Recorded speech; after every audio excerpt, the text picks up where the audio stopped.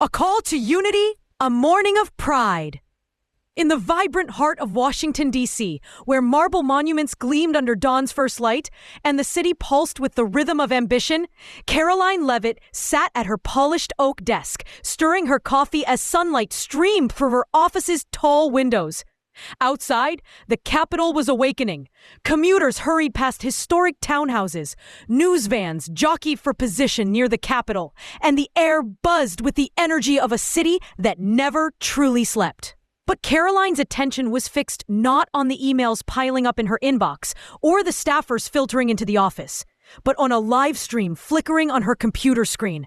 The Trump parade, set to begin in less than an hour on Pennsylvania Avenue, filled the display with rows of polished military vehicles, veterans in sharp uniforms, and a sea of red, white, and blue flags waving in unison. Families hoisted children onto their shoulders, their cheers mingling with the steady beat of a marching band's drums, each note resonating like the heartbeat of a nation. Caroline felt a swell of pride watching the scene unfold. As a former White House press aide, she had spent years crafting messages that captured the hopes and values of Americans. To her, this parade was more than a spectacle. It was a symbol of renewal, a tribute to service, and a moment of unity in a divided time. She leaned back in her chair, her coffee warming her hands, and thought of her grandfather, a World War II veteran who had returned to a quiet life in rural Pennsylvania. He had never sought recognition, but he believed a nation's gratitude should be visible, tangible. This parade, with its vibrant display of patriotism, would have brought a rare smile to his weathered face. Her reverie was interrupted by the sharp buzz of her phone. A headline flashed across the screen. Jasmine Crockett slams Trump parade as wasteful spectacle. Caroline's eyes narrowed as she tapped the notification, opening an article from a prominent political news site. The story quoted Congresswoman Jasmine Crockett, a rising star from Texas known for her fiery progressive rhetoric, calling the parade small, costly, and a waste of taxpayer funds. On social media, Crockett's posts doubled down, accusing the event of being an empty show lacking substance. Caroline's jaw tightened, her coffee growing cold as irritation simmered. She respected Crockett's passion, but this critique felt like a cheap shot, a political maneuver rather than a thoughtful assessment. The parade wasn't just about pageantry. It honored veterans, supported communities, and reminded the nation of shared values. Caroline felt a duty, both personal and professional, to respond. As the live stream showed veterans stepping off in precise formation, their boots echoing on the avenue, Caroline opened a draft on her phone. She crafted her words carefully, knowing each syllable carried weight in the digital arena. Her response called Crockett's remarks out of touch with the Americans who find hope in today's display. She highlighted the veterans marching with pride, the small towns that had rallied to fundraise for military families, and the parade's aim to unite rather than divide. Her language was measured yet firm, emphasizing unity, respect, and service, while subtly underscoring that Crockett's criticism missed the mark. Pausing, she glanced at the screen.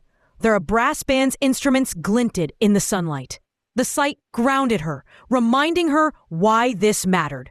She tapped send, and her post appeared online, instantly sparking reactions, likes, retweets, and comments, some praising her defense.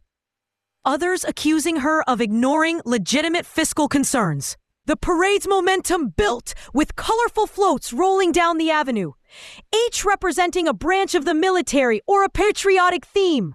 One float, adorned with gold stars, carried families who had lost loved ones in service, their banners bearing names that told stories of sacrifice. Caroline's throat tightened at the sight. This was the parade's heart, she thought. Not politics, but people. Her phone buzzed again with an invitation to a midday panel discussion on a major news network, addressing the Crockett controversy. With only 20 minutes until the live broadcast, Caroline rose, smoothed her navy skirt, and headed to the media room, her pulse quickening. She knew the stakes. Her words would reach millions, and clarity would be her greatest weapon. In the brightly lit studio, the producer handed her an earpiece as her image appeared on a monitor beside Crockett's photograph. But ticker reading, parade debate, tribute or waste. Caroline took a deep breath, her composure steady as the anchor introduced her as a former White House spokesperson. When asked to respond to Crockett's claim that the parade was poorly attended and extravagant, Caroline leaned forward, her voice worn but resolute. "This parade isn't about politics," she said. "It's about the veterans marching with dignity, the communities rallying behind them, and the families honoring their loved ones.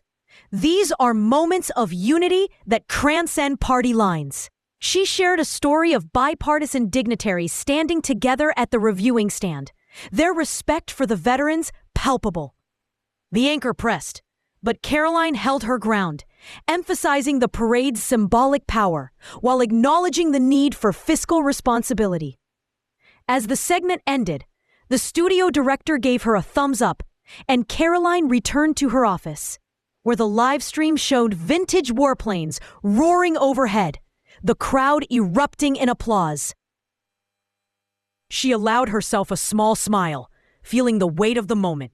The debate over costs and size felt secondary to the image of those planes, a tribute to generations of service.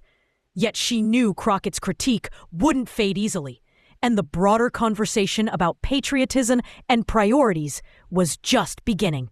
A broader response. Back at her desk, Caroline's phone continued to buzz with notifications. Her tweet had gone viral, drawing praise from conservative commentators and everyday citizens. Though critics persisted, questioning government spending, she called her chief of staff, Mark, into her office. "We need a full response strategy," she said, her tone brisk. "A memo outlining the parade's benefits, veterans' voices, economic impact, community involvement. We'll share it with friendly outlets before Crockett escalates." Mark nodded, tapping notes into his tablet. "We can include interviews with local vendors," he suggested. "Some food trucks donated proceeds to veteran charities. That's real impact." "Perfect," Caroline replied, her mind racing. She opened a blank document and began drafting, her fingers flying across the keyboard. She described the parade's reach, schools, community centers, and veterans halls uniting in celebration. She wrote of volunteers sewing flags and rehearsing marches in chilly dawn hours, driven by a desire to honor their neighbors. To humanize the narrative, she painted a vivid picture of a diner on 7th Street where Mr. Patel, a former Army reservist, served free coffee to veterans in faded uniforms, their stories blending with the hum of espresso machines. She added a story of middle school students playing the national anthem on a flatbed truck, their nervous notes silencing the crowd before earning thunderous applause.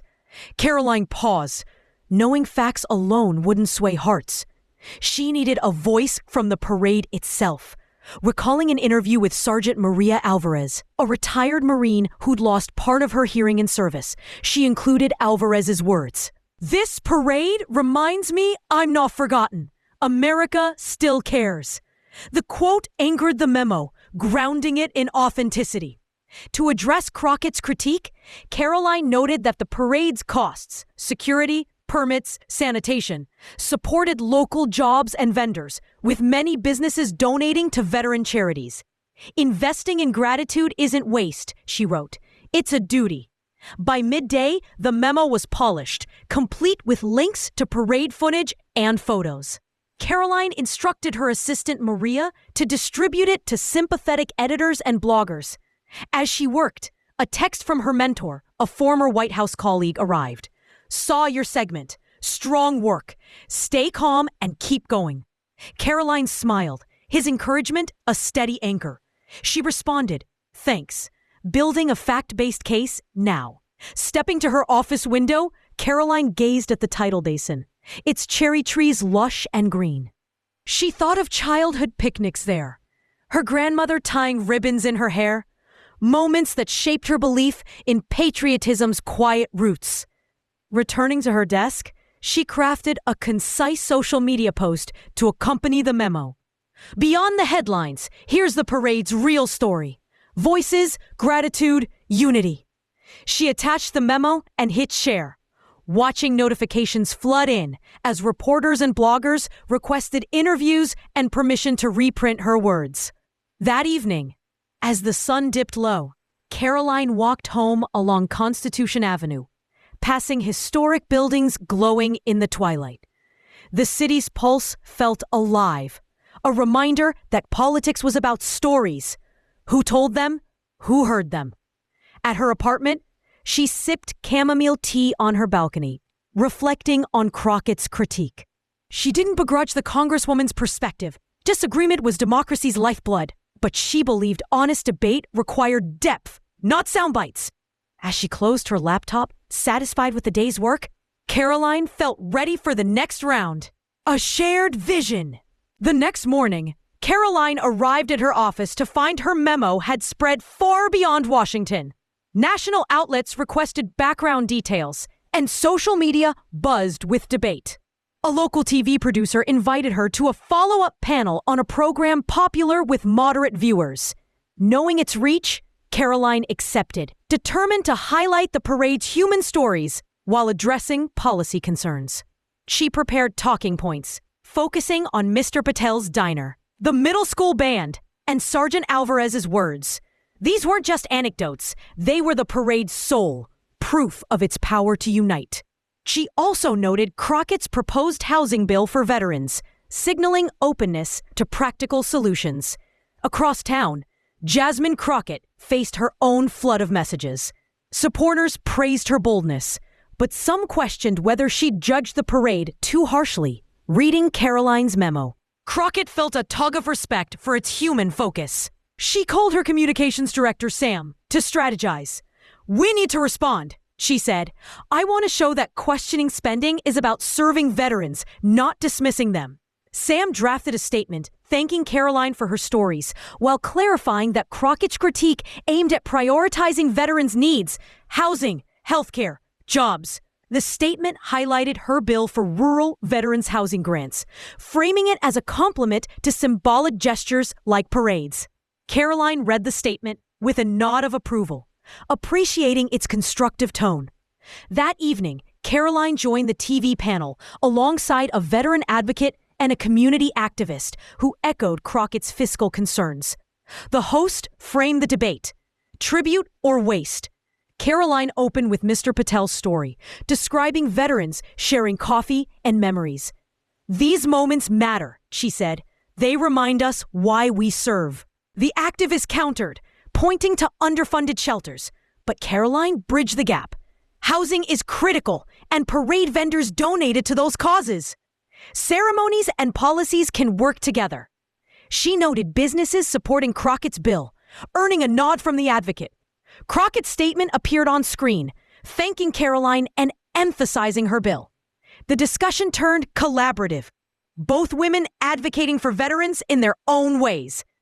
After the show, Caroline felt a surge of relief. She'd balanced passion with pragmatism. Social media praised her tone, though critics persisted. She leaned into the momentum, scheduling visits to the places she'd highlighted. At Mr. Patel's diner, Caroline found him pouring coffee for veterans, his smile warm. He shared how his Army Reserve service inspired his generosity, and Caroline recorded a video of his story, capturing the diner's cozy hum. At the middle school, she met the band director and students who spoke of honoring their veteran grandparents. Sergeant Alvarez, at a veterans center, reiterated her sense of belonging from the parade. Caroline gave her a copy of the memo, Alvarez's quote bolded, and promised to keep sharing her story. Back at her office, Caroline posted the videos and photos captioned, "Real stories, real gratitude." The posts gained traction, shifting the narrative toward unity. Meanwhile, Crockett's bill gained support, with media framing her as a solutions-driven leader.